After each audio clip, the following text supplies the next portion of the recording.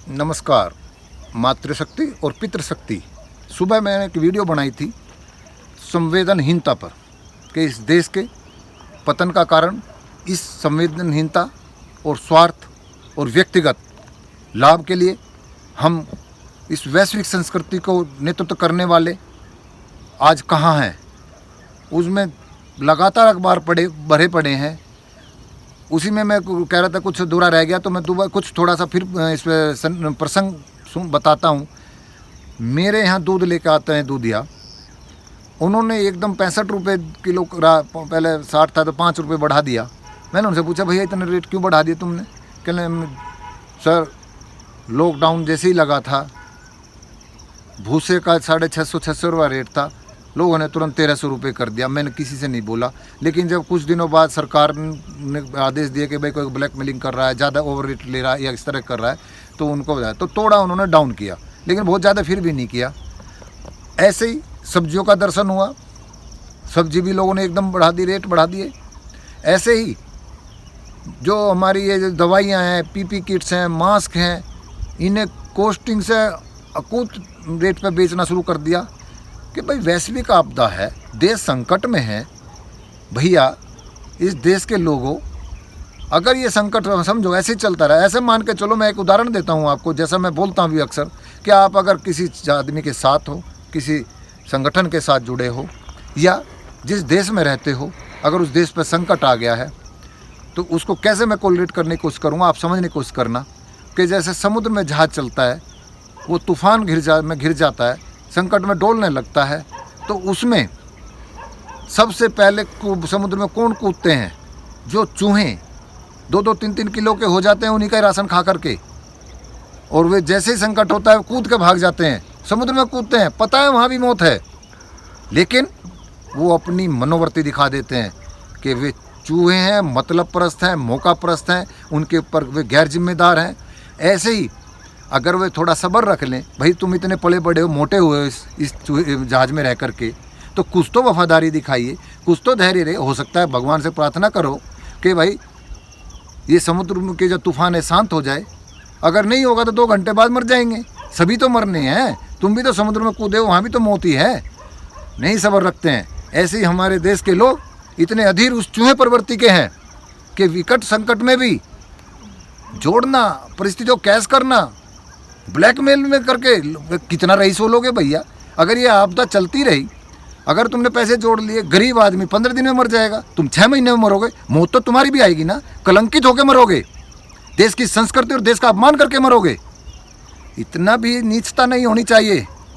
लेकिन वजह यह है कि देश के मुखिया, परिवारों के मुखिया ऐसा ही दर्शन दे रहे हैं, धर्माचार्य भी ऐसे ही दर्शन दे रहे हैं। वे भी एक कुंटल के हो रहे हैं, बात योगा की करते हैं, आध्यात्मिक करते हैं, उनसे दर्शन करो तो लगते हैं सेठ हैं, ये आध्यात्मिक नहीं है। अपना वजन नहीं उठा सकता जो व्यक्ति, वो समाज को क्या दिशा देगा? लेकिन हम उनके अनुयायी हैं, वे खुद दर्शन नहीं दे रहे हैं, अध्यात्म का भी नहीं दे रहे, फिटनेस का भी नहीं दे रहे हैं। योग और अध्यात्म और जना कितने भाषण पेलते हैं, मैक्सिमम अनफिट हैं, मैक्सिमम केवल छपास की बीमारी के लोग हैं, मैक्सिमम नेता और उद्योगपतियों के टच में रहते हैं, लाइजनिंग के अड्डे बना रखे हैं उन लोगों ने। प्रभाव नहीं आ रहा है उसी असंवेदनशीलता के कारण, धर्म विमुखता के कारण। इस देश की जनता लाइजनिंग की जगह पे जाकर के अपने उल्लू सीधा करने में लगी है। जैसे वो दूध बेचने वाले ने बताया, सब्जी बेचने वाले ने बताया, मैंने रेल का पहले भी उदाहरण दिया था। गरीब मजदूर को हमने उनको इतनी उनके हाल पे छोड़ दिया, वे बेचारे पैदल जा रहे हैं, सरकार ने उनको लिया, संज्ञान लिया नहीं, सरकार ने बहुत प्रयास किया, ऐसा नहीं है, सरकार का मैं दोष नहीं मानता। उनको उनके गंतव्य पहुंचाने के लिए रेल चलाई, बसें चलाई, रेल में टिकट दिया तो उसमें भी ब्लैकमेल किया। अरे कहाँ जा रहे हो भैया? कहाँ गए ये नेता, कहाँ गए ये धर्मगुरु, कहाँ गए? इसलिए मैं कहता हूँ कि दुश्मन प्रकट अच्छा, मित्र भी प्रकट अच्छा। मैं इसी आइडियोलॉजी पे चलता हूँ कि भैया जो जैसा उसको बता दो, उसे आभास हो जाना चाहिए कि तुम्हें जानता है किस करके हो, तुम कितने वफादार हो हमारे प्रति, या हम तुम्हारे प्रति कितने वफादार हैं। ये सोच इस देश में घोर अभाव है। यहाँ डोज, धोखा देना, डोज का मतलब जैसे हॉकी खेलते हैं, फुटबॉल खेलते हैं, उसमें डोज देते हैं ना एक दूसरे को, जब आगे पास करते हैं हम डोज देगी, उस डोज प्रवृत्ति से हम चल पड़े हैं कि इसने मुझे किया तो मैं इसको क्या करूँगा।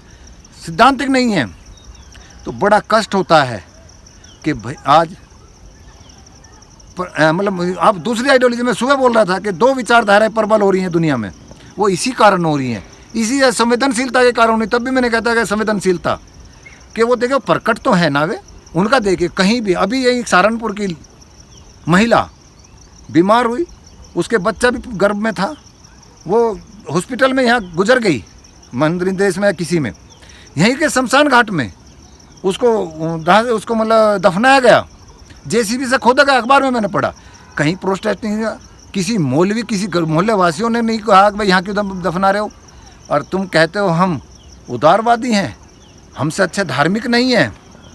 वे कम से कम प्रकट जैसे हैं वैसे दिखा तो रहे हैं, वो अपने लोगों को लिए। उनके यहाँ कोई किसी ने अगर किसी मोहल्ले में कोई चीज़ भी है भी, मुझे नहीं आज तक कोई ध्यान में आया किसी ने ब्लैकमेल करके या ओवर रेट बेच करके अपने ही समाज को, अपनी ही विचारधारा को शोषित किया हो। हम कहाँ हैं? दूसरी व्यवस्था वो भी ऐसी आइडियोलॉजी है, वो भी नहीं कर रहे। कोई क्रिश्चियन भी मरे होंगे इस दौरान, मुस्लिम भी मर रहे हैं, हिंदू भी मरे। हिंदू देख लो तुम कहाँ हो, कितना लज्जित कर रहे हो। मुस्लिम का मैंने अभी बताया, यहीं देहरादून में ही दफनाया, कोई विरोध प्रकट नहीं हुआ। क्रिश्चियन का आज तक कोई आवाज़ नहीं आई कि भाई वहाँ उन्होंने उसमें मना कर दिया हो। लेकिन आप अपने आप को आंक लेना, किस स्तर पर हो, कितने असंवेदनशीलता है। यही सिखा रहे हैं धर्मगुरु, यही सिखा रहे हैं मंदिर में जाना, स्वार्थता सिखा रहे हैं। ये मंदिर मतलब या जो भी हैं आस्थाएं, ये विपत्ति में देश के काम क्यों नहीं आती? व्यक्तिगत तरक्की में ही कहाँ से लगता है आपको कि सहयोग करते हैं? देश संकट में आ जाता है तब कहाँ उनकी परीक्षा खड़ी रह जाती है? परीक्षा में क्यों विफल हो जाते हैं? इसलिए मैं बोलता हूँ कि कर्म प्रधानता है, आस्था जो है हमें ऊर्जा देती हैं काम करने के लिए। जैसी हमारी आस्था होगी वैसे ही हमें ऊर्जा मिलेगी। आस्था राष्ट्रवाद की होगी तो हम राष्ट्रवादी बनेंगे, आस्था स्वार्थप्रद होगी तो हम स्वार्थी बनेंगे। तरक्की दोनों जगह करता है व्यक्ति, लेकिन कर्मों के कारण फिर उसका पतन होता है। जैसे इस देश की संस्कृति का पतन हो रहा है। 15 देश इस देश से बन चुके हैं इस संस्कृति से। बार बार मैं ये बोला, व्यक्तिगत मत बनिए, स्वार्थी मत बनिए, संवेदनहीन मत बनिए। मेरे इन भावनाओं को समझना, दिक्कत गुस्सा भी है, लेकिन मैं आप इस शब्दों को अपने को वाणी को विराम देता हूँ। इन्हीं शब्दों के साथ नमस्कार।